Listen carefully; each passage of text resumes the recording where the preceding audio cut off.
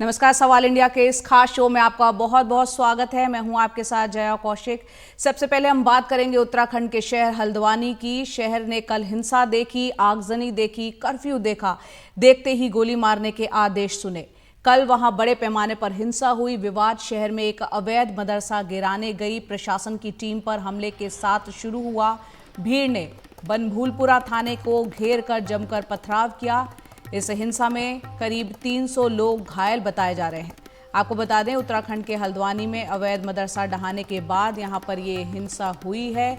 2 लोगों की मौत हुई है और हल्द्वानी की डीएम वंदना सिंह ने दावा किया है कि अतिक्रमण हटाने से पहले ही हमले की प्लानिंग कर ली गई थी। भीड़ ने पहले पत्थर फेंके, फिर पेट्रोल बम से हमला किया गया। डीएम ने ये भी कहा कि वीडियो में ये भी देखा जा सकता है कि पुलिस बल किसी को नुकसान नहीं पहुंचा रहा। साथ ही उन्होंने कहा कि ये राज्य सरकार और कानून व्यवस्था की स्थिति को चुनौती देने की कोशिश थी। इनिशियली जो इन्फॉर्मेशन आ रही थी, क्योंकि हमने हॉस्पिटल्स से इन्फॉर्मेशन कलेक्ट करी थी, हल्द्वानी के जितने भी हॉस्पिटल्स हैं, तो हमको कृष्णा हॉस्पिटल से 2 बॉडीज की सूचना मिली थी और एसटीएच से 2 बॉडीज की सूचना मिली थी। उसके आधार पर प्रारंभिक सूचना 4 की दी गई थी, जिसके साथ ये कहा गया था कि इसको वेरीफाई करा रहे हैं। जब बाद में उसको वेरीफाई कराया गया तो ये निकल कर आया कि कृष्णा हॉस्पिटल ने उनको एंटरटेन नहीं करके, क्योंकि ब्रॉड डेड थे, एसटीएच में भेज दिया था। तो वही 2 बॉडीज जो हैं वो कृष्णा में भी काउंट हुई और एसटीएच में भी। उसके कारण ये 4 का कंफ्यूजन क्रिएट हुआ। अभी तक जो ऑफिशियल इंफॉर्मेशन है वो दो पत्थरों का अटैक हुआ जब हमारी टीम पीछे नहीं हटी। हमने डिमोलिशन ड्राइव को जारी रखा, हमारे ऑफिसर्स ने। उसके बाद जब पहली मॉब जो आई पत्थरों के साथ, उनको डिस्बर्स कर दिया गया, तो दूसरी मॉब आई जिनके हाथों में पेट्रोल बम थे, जो फ्यूल होता है उसकी प्लास्टिक की बॉटल्स थी, उसमें उन्होंने आग लगा लगा कर फेंकी। आप लोगों ने वीडियो फुटेज में भी देखा, आप लोग अभी तक सब कवर भी कर चुके हैं। ये फेंका गया, ये भी अनप्रोवोक्ड था, बिल्कुल प्रोवोक नहीं किया गया था।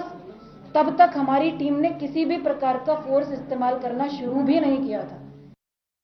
हल्द्वानी में कर्फ्यू लगाया गया है क्योंकि वहाँ पर कुछ प्रॉब्लम खड़ी हुई थी, वहाँ पे बवाल हुआ था। उसके बाद वहाँ पर पुलिस की चौकसी हर जगह पर है। हमारे साथ पुलिस प्रवक्ता आईजी भरने सर है। सर, अभी क्या सिचुएशन है?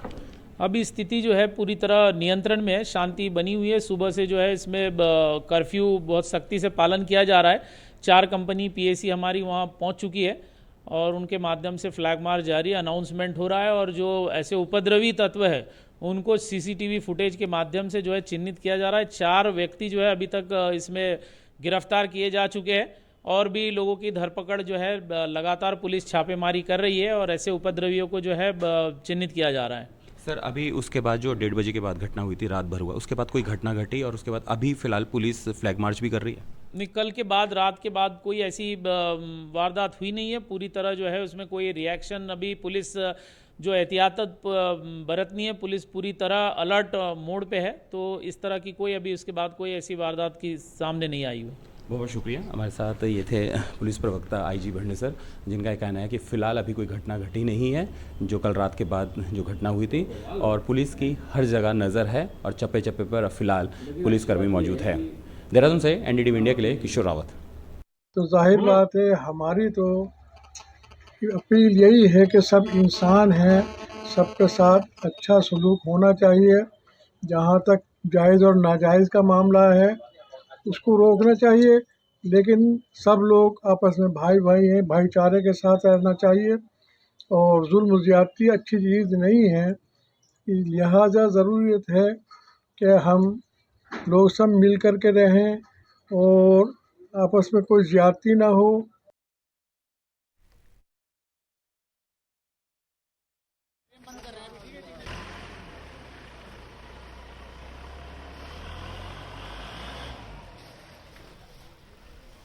तो हल्द्वानी में कल से अब तक क्या कुछ हुआ है, इस पर देखते हैं हमारे सहयोगी किशोर रावत की एक विस्तृत रिपोर्ट। उत्तराखंड का हल्द्वानी शहर का बनभूलपुरा मामला अभी गरमाया हुआ है और वहां अभी फिलहाल तनावपूर्ण माहौल है, लेकिन पुलिस के कंट्रोल में है। वहां पर पुलिस, पीएसी और पैरामिलिट्री फोर्स के जवान तैनात है। शहर में चप्पे चप्पे पर पुलिस मौजूद है और फिलहाल उस पूरे इलाके में यानी हल्द्वानी शहर में कर्फ्यू लगाया गया है। दंगाइयों को देखते ही गोली मारने के आदेश दिए गए हैं। इसके अलावा इंटरनेट की सेवाएं बाधित की गई है।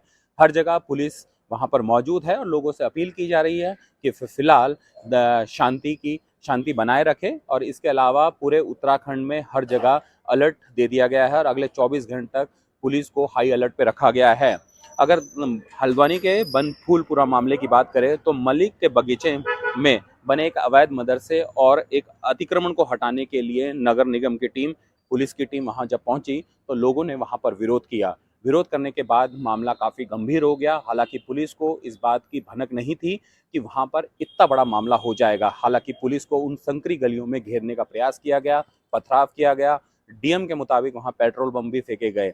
आगजनी की घटना हुई, लाठीचार्ज हुआ, वहां पर पथराव हुआ और काफी लोग घायल हुए। लगभग 250 से ज्यादा लोग वहां पे घायल हुए हैं और 100 से ज्यादा तो पुलिसकर्मी ही बताए जा रहे हैं घायल हैं। उनका अस्पताल में इलाज चल रहा है। दूसरी तरफ हिंसा में पत्रकार जो वहां पर कवर करने गए थे उन पर भी हमला किया गया, उनकी गाड़ियों पे तोड़फोड़ की गई, मारपीट की गई। इसके अलावा 300 से अधिक, चूंकि लगातार घटनाएं जिस तरह से अपडेट आता जा रहा है उसमें एक ओवरऑल जानकारी दी जा रही है कि 300 या फिर 250 के करीब जो पुलिसकर्मी और नगर निगम के कर्मचारी, इसके अलावा अन्य लोग वो घायल हुए हैं।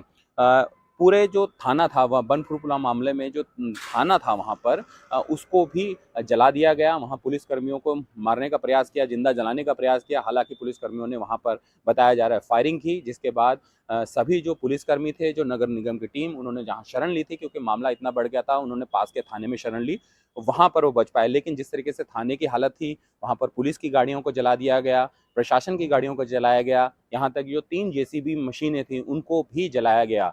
और सबसे बड़ी बात है कि लोगों ने बड़ी मुश्किल से वहां से जान बचाकर भागे। लेकिन मामला काफी बढ़ गया। वहां पर जो दंगाई थे और असामाजिक तत्व थे, उन्होंने बहुत गाड़ियों की जलाई। वहां पे लगभग 70 से ज्यादा वाहन, जिसमें दुपहिया वाहन थे, ट्रक थे, बस थी, गाड़ियां थी, उनको जलाया गया, जेसीबी मशीन थी।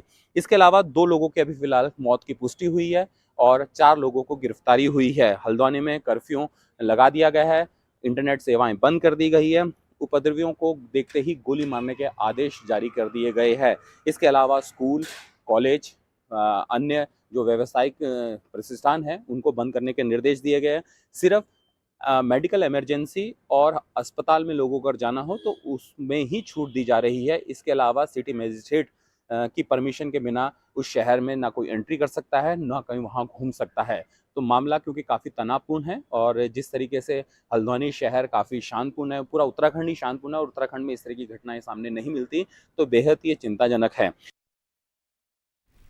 तो किशोर रावत को आपने सुना, फिलहाल क्या ताज़ा हालात हैं उन्होंने बताया। किशोर हमारे साथ एक बार जुड़ रहे हैं। किशोर, ये आपने हालात बताए अभी के क्या हैं? ये पूरा मामला हाई कोर्ट में भी है। कोर्ट ने हालांकि अतिक्रमण हटाने पर स्टे नहीं दिया था, लेकिन 14 फरवरी वो तारीख बताई जा रही है जब इस मामले पर सुनवाई होनी थी। तो क्या प्रशासन कुछ वक्त इंतजार कर लेता तो इन हालात से बचा जा सकता था?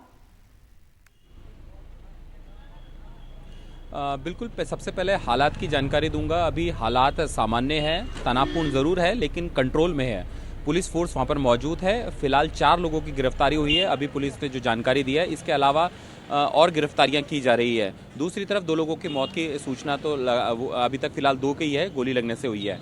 मामला शांतपूर्ण है लेकिन अभी फिलहाल उस तरह की घटना नहीं हो पाई जिस तरीके से लोग चाह रहे थे, जो दंगाई चाह रहे थे, जो असामाजिक तत्व चाह रहे थे कि करे, लेकिन फिलहाल मामला शांत है। लेकिन शांत में अभी फिलहाल वो तनावपूर्ण है। दूसरी बात, आपने सवाल किया कि ये जो पूरा मामला था हाई कोर्ट में था। दरअसल लंबे समय से वहाँ पे अतिक्रमण हटाने की बात चल रही थी और लगातार कार्रवाई हो रही थी। ये जो जगह तोड़ी गई है, यानी अवैध मदरसा और एक मज़ार की बात की जा रही है, इसको लेकर हाई कोर्ट में गए थे ये लोग और हाई कोर्ट ने कहा था कि आपके पास कागज़ नहीं है, आपके पास प्रूफ नहीं है, ये इसलिए ये अवैध है और सरकारी ज़मीन पे बनाया गया, इसको तोड़ने के आदेश दिए थे। उसके बाद जब नगर निगम की टीम वहां पर पहुंचती है और नोटिस देती है, उसके बाद ये लोग फिर जाते हैं हाई कोर्ट में और हाई कोर्ट ने हालांकि स्टे नहीं लगाया था। हाई कोर्ट ने वो तोड़ने का जो स्टे था वो नहीं लगाया था, लेकिन ये कहा था कि 14 फरवरी को हम इस बात को सुनेंगे। ऐसे में प्रशासन की टीम वहां पर तोड़ने गई। हो सकता था इस थोड़ा इंतज़ार किया जाता, जबकि हाई कोर्ट ने स्टे नहीं लगाया था, तो हो सकता था कि प्रशासन की टीम को थोड़ा इंतज़ार कर लेते, तैयारी कर लेते।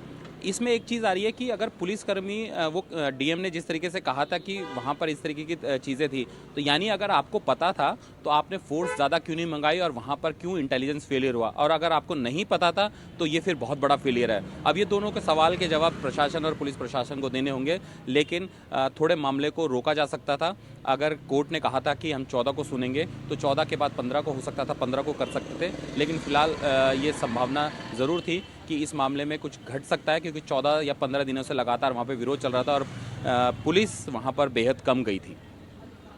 जी किशोर, बहुत बहुत शुक्रिया इस पूरे अपडेट के लिए। तो वहाँ पर हालात ज़रूर तनावपूर्ण हल्द्वानी में बने हुए हैं, लेकिन स्थिति अभी नियंत्रण में है। आप उस पर नज़र बनाए रखें। अगली खबर उत्तर प्रदेश से, जहाँ बरेली में तनावपूर्ण हालात हैं। इत्तेहाद मिल्लत काउंसिल के प्रमुख मौलाना तौकीर रज़ा गिरफ्तारी देने के लिए पहुंचे हैं। कितनी संख्या में उनके समर्थक उनके साथ हैं, ये आप तस्वीरों में देख सकते हैं। उनके समर्थन में लोग जो है, हज़ारों लोग बरेली की सड़कों पर उतर आए हैं। बरेली में इस वक्त बड़ी संख्या में पुलिसकर्मी भी तैनात है और पूरे इलाके को लगभग छावनी में तब्दील कर दिया गया है।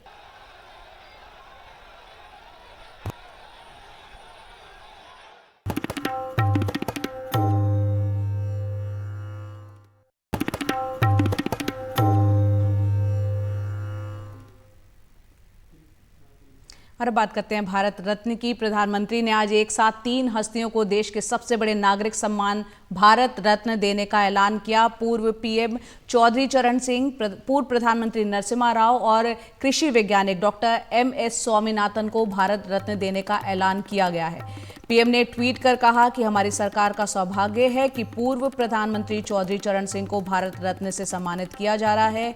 ये सम्मान देश के लिए उनके अतुलनीय योगदान को समर्पित है। उन्होंने किसानों के अधिकार और कल्याण के लिए अपना पूरा जीवन समर्पित कर दिया।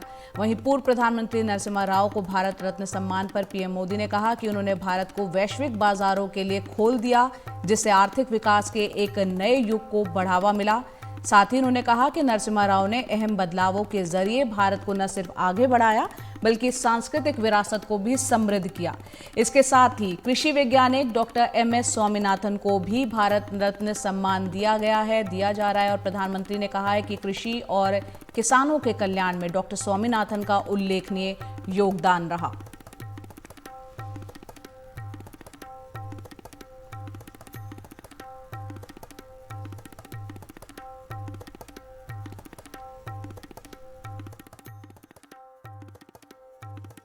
सिंह पाने की अब आप भाजपा के साथ हाथ मिलाने के लिए तैयार हो, आप भाजपा के साथ हाथ मिला रहे हैं। देखिए, कोई कसर रहती है।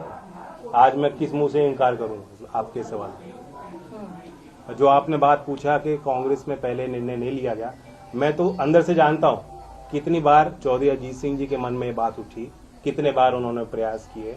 बहुत मुश्किल से फिर एक बड़ा अच्छा कदम लिया गया था UPA 2 के टाइम कि लखनऊ उस समय अमौसी एयरपोर्ट था, वहाँ चौधरी साहब की प्रतिमा, विशाल प्रतिमा लगाई गई और उसका नाम बदला गया। चौधरी चरण सिंह जी के नाम से आज वो एयरपोर्ट है। मैं जानता हूँ कितने गदगद हुए थे चौधरी अजीत सिंह जी उस फैसले से। आज अगर चौधरी अजीत सिंह जी जिंदा होते, कितने प्रसन्न होते, ये मैं अच्छी तरह समझ सकता हूँ।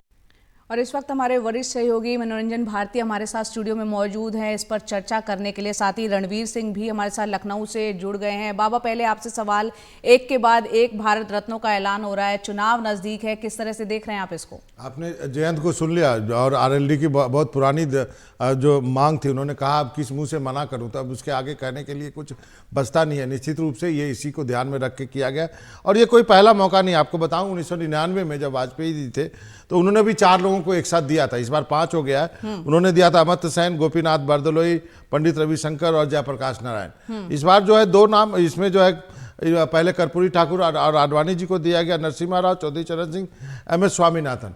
नरसिम्हा राव का नाम इसलिए है कि आप एक तो राम मंदिर बना है और जो मस्जिद टूटी थी उसका श्रेय देने के लिए आप नरसिम्हा राव को दे सकते हैं, क्योंकि अयोध्या में आपने प्राण प्रतिष्ठा करनी। तो लाल कृष्ण आडवाणी का नाम भी लाल कृष्ण आडवाणी, तो ये 2 नाम जो है राम मंदिर को लेकर के हैं और कांग्रेस को चिढ़ाने के लिए भी है।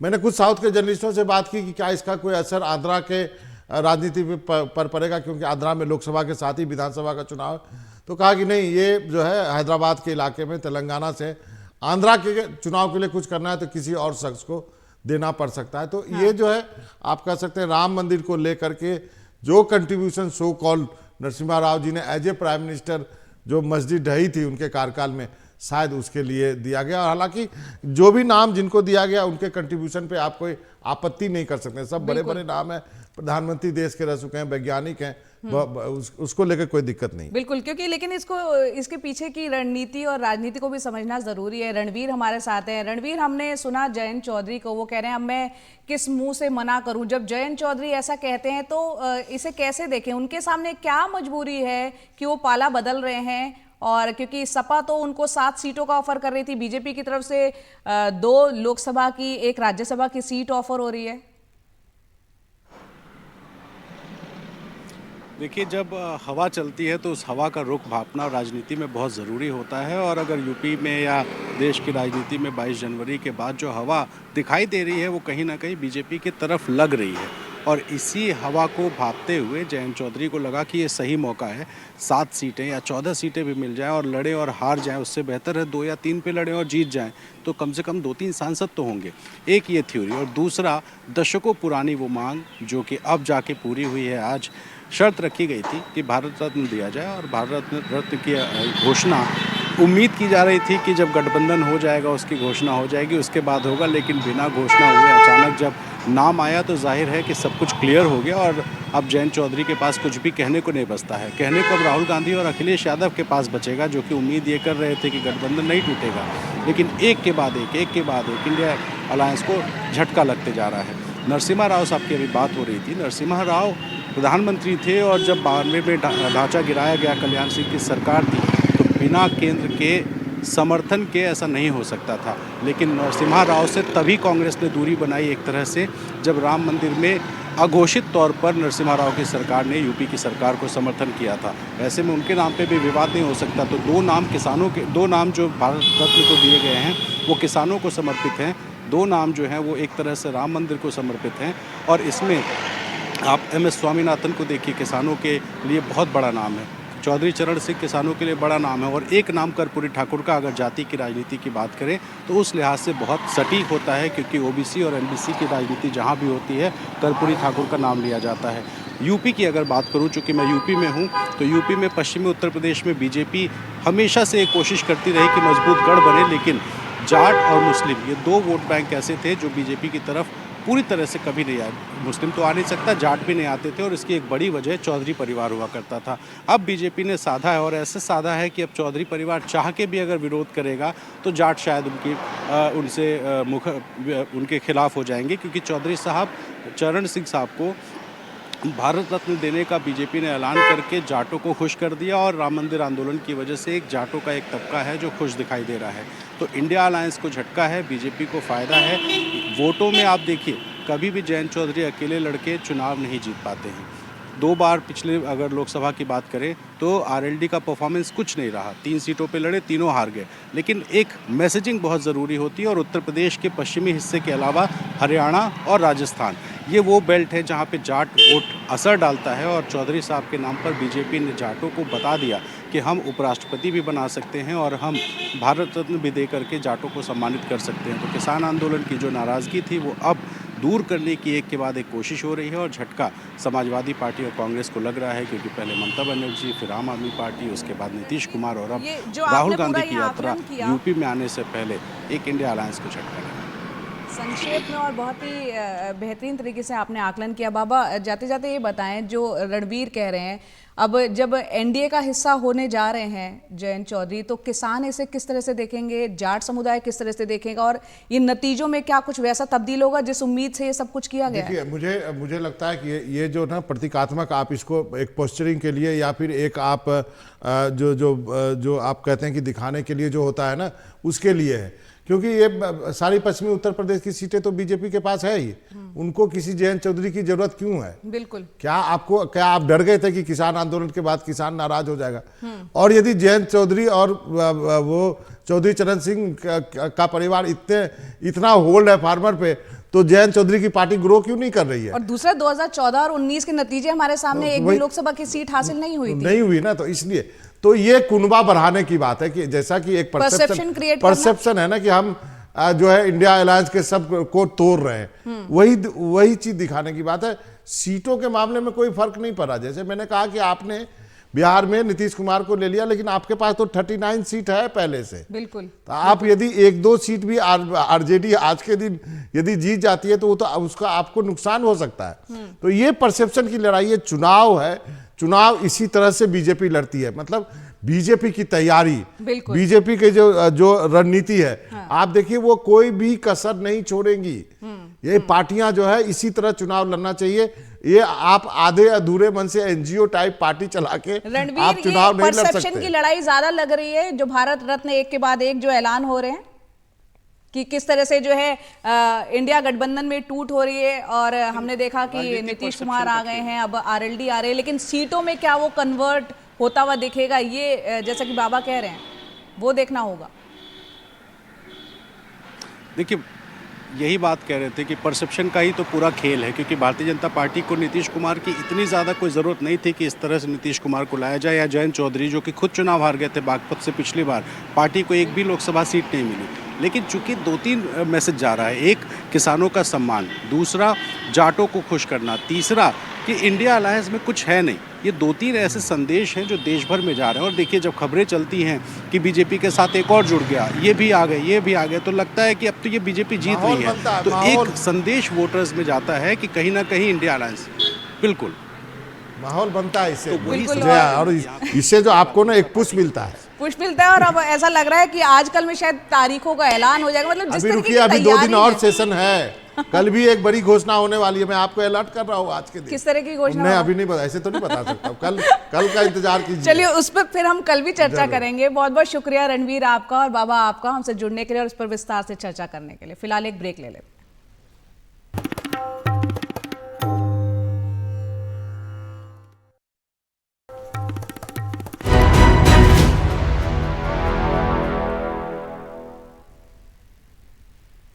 पाकिस्तान की बात कर लेते हैं। पाकिस्तान में नेशनल असेंबली और प्रांतीय चुनाव के बाद काउंटिंग जारी है। पाकिस्तान चुनाव आयोग ने 265 में से 128 सीटों के नतीजे घोषित कर दिए हैं।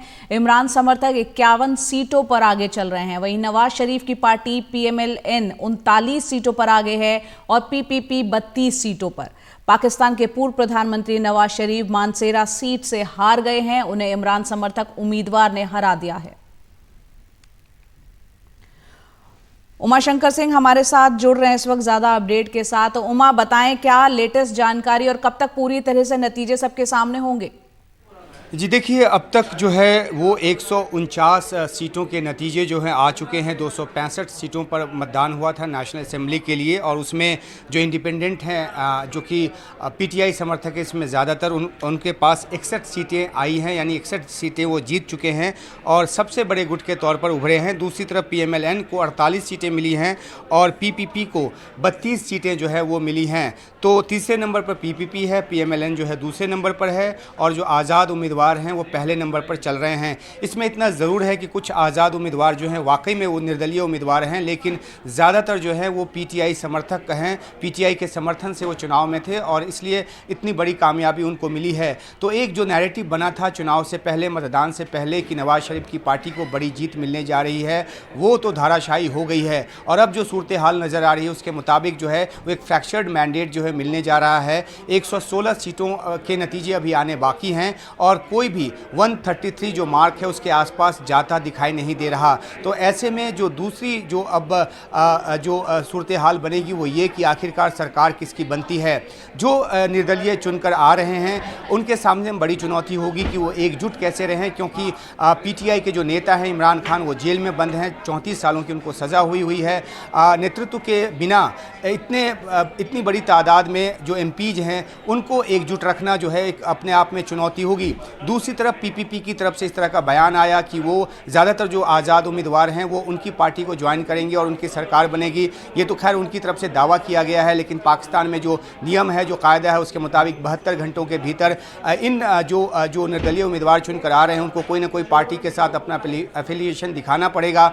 PTI क्योंकि एक अभी एक ऐसी पार्टी के तौर पे वहाँ पर है जिसने आंतरिक चुनाव नहीं कराए, और इसलिए उसको जल्द से आंतरिक चुनाव कराकर अपनी जो मान्यता है वो वापस हासिल करनी पड़ेगी, या फिर जो निर्दलीय चुनकर आ रहे हैं उनको एक गुट के तौर पर अपनी एक पार्टी बनाकर अपने आप को इंटैक्ट रखना होगा। साम दाम दंड भेद की नीति भी अपनाई जा सकती है कि निर्दलीयों जो सांसद चुन के आ रहे हैं उनको किसी एक पार्टी के साथ जोड़ा जाए, खासतौर पे पीएमएलएन के साथ जोड़ा जाए और पीएमएलएन जो है वो सरकार बनाए।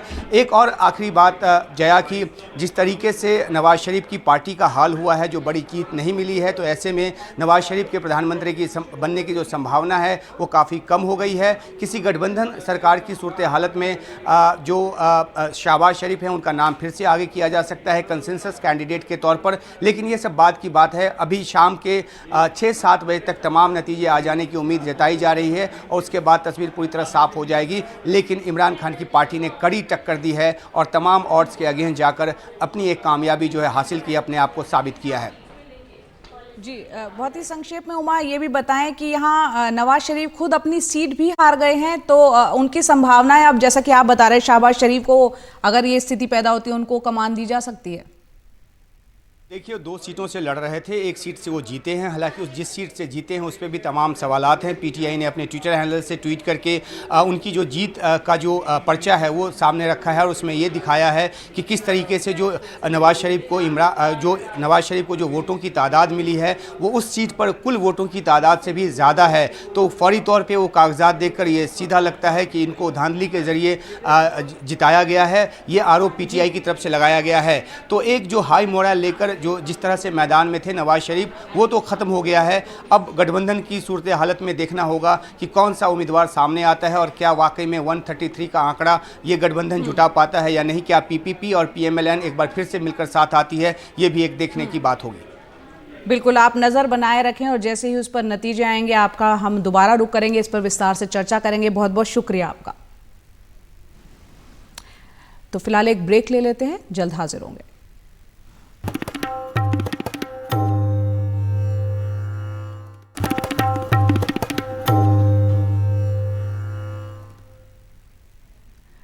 इस वक्त की बड़ी खबर आ रही है उत्तर प्रदेश के बरेली से, जहां हालात तनावपूर्ण बने हुए हैं। श्यामगंज बाजार में यहां पर पत्थरबाजी हुई है और ये बताया जा रहा है दुकानों पर ये पत्थरबाजी हुई है। माहौल बिगाड़ने की यहां पर बताया जा रहा है कोशिशें हुई हैं। तस्वीरों में आप देख सकते हैं किस तरह से ये पत्थरबाजी हुई है और हालात किस कदर हैं। हमारे सहयोगी कुछ देर में जुड़ेंगे, रणवीर सिंह। पहले सुनते हैं डीएम रविंदर कुमार, डीएम। चलिए, रणवीर हमारे साथ जुड़ गए, सीधा उन्हीं का रुख करते हैं। रणवीर, बताएं किस बात को लेकर ये पूरा हंगामा है। तस्वीरें काफी तनावपूर्ण नजर आ रहा है यहाँ पर माहौल।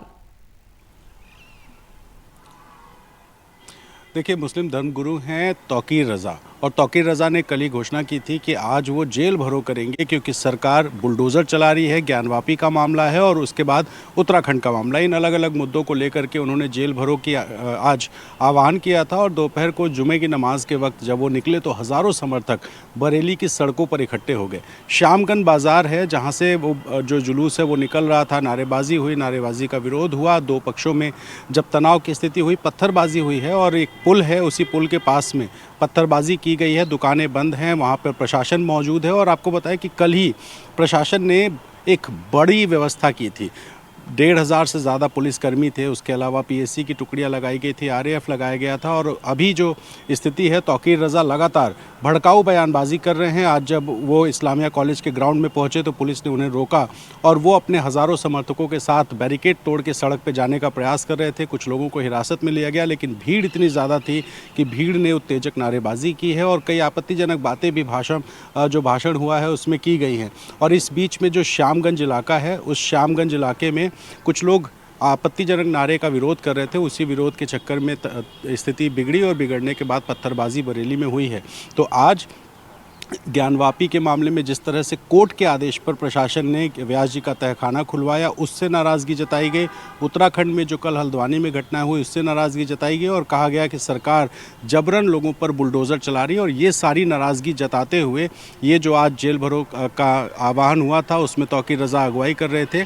तौकीर रज़ा एक वो धर्मगुरु हैं जिन्होंने IMC नाम से एक संगठन बनाया और इसी संगठन के नाम पर वो लोगों को बुला करके आज विरोध प्रदर्शन करना चाहते थे और उसी प्रदर्शन के दौरान ये पत्थरबाजी हुई है। तस्वीरों में आप देखिए किस तरह से जो दुकानें हैं वो बंद दिख रही होंगी, पत्थरबाजी हुई है, कुछ लोगों को चोट लगी है, लेकिन ऑफिशियल स्टेटमेंट कि कितने लोग हुए हैं इसके लिए अभी थोड़ा प्रशासन से बात करना होगा। जिलाधिकारी पर मौके पर हैं, SSP मौके पर हैं, तमाम पुलिसकर्मी मौके पर हैं और लखनऊ में जो पुलिस के अधिकारी हैं वो भी पूरे मामले पर निगरानी कर रहे हैं कि आखिर बरेली में और ज़्यादा स्थिति ना बिगड़े। तो फिलहाल प्रशासन मौजूद है, RAF, PSC और पुलिस के जो जवान हैं वो वहाँ पर लगातार गश्त कर रहे हैं, स्थिति का जायज़ा ले रहे हैं। CCTV से निगरानी की जा रही है, ड्रोन कैमरा लगाया गया उससे निगरानी की जा रही है, लेकिन फिर भी जो समर्थक है वो इतनी बड़ी संख्या में थे कि पत्थरबाजी की घटना हो गई है। जी बहुत बहुत शुक्रिया रणवीर इस पूरे अपडेट के लिए। तो यहाँ पर रणवीर जैसा कि बता रहे हैं यहाँ पर ज्ञानवापी मुद्दा, इसके अलावा उत्तराखंड में जो डेमोलिशन ड्राइव चल रहा है उसको लेकर मुस्लिम धर्मगुरु जो हैं तौकीर रजा वो पहुंचे थे। उनके कहने पे यहाँ पर सड़कों पर हजारों की संख्या में लोग उतरे, प्रदर्शन किया, पत्थरबाजी हुई। सुनते हैं DM क्या कह रहे हैं इस पूरे मामले पर। के लोगों ने पीस का अमन चैन का एक अच्छा उदाहरण सेट किया है और मैं जनता से अपील भी करता हूँ सब लोग अपने घर में रहे। देखिए अन्य कहीं अगर कोई घटना हुई है तो उससे इतना हताहत नहीं होना चाहिए कि आसपास में हमारे घर के आसपास कोई लॉ एंड ऑर्डर फैले, क्योंकि अगर आपके घर के आसपास कुछ गड़बड़ियाँ होती हैं तो हो सकता है आपके परिवार के लोग भी अफेक्टेड हो। यही कारण है कि जो मजिस्ट्रेट और पुलिस ड्यूटी पर थे उनके माध्यम से या जो भी धर्म गुरु हैं उनके माध्यम से, आप लोगों के माध्यम से कंटिन्यूअस लोगों से यही अपील की गई कि आप लोग शांति बनाए रखें। और मुझे लगता है कि बहुत अच्छा उदाहरण सेट हुआ है कि लोगों ने शांति से नमाज के बाद अपने। तो सवाल इंडिया के इस खास कार्यक्रम में मेरे साथ इतना ही। फिलहाल खबरों का सिलसिला जारी रहेगा। नमस्कार।